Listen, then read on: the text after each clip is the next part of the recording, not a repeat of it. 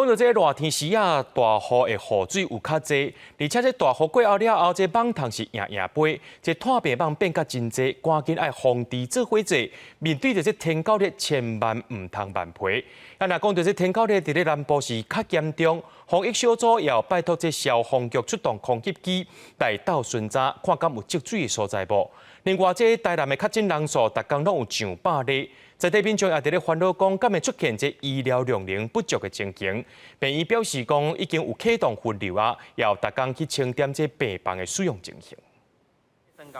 无人机豆豆起飞，要飞去天顶60公尺高，因来回斟酌顺，民众厝顶敢有积水，也是水塔敢有坎挂顶问题。本土天狗热也是表袂煞，台南市防疫小组委请消防局出动无人机，力量指出，透过科技来斗3工，会使增加防疫的效率。确定闹状况，伊会马上通知里民来改善。会当翕到顶悬这空拍过程执行者会当来做进行这个知青，希望紧甲这登革热把它压制下来。伊大院住院病房的无够，这绝对会发生。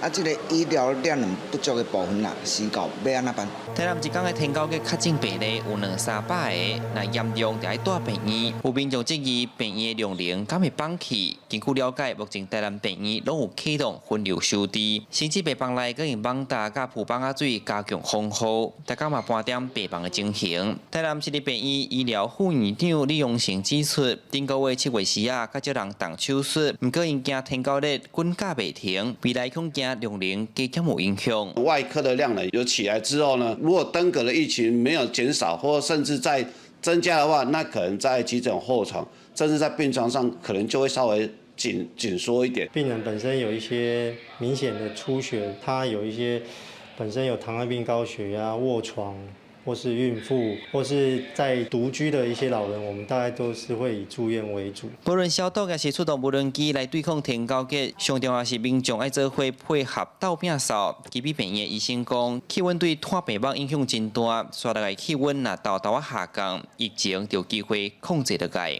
记者新闻台南采访报道。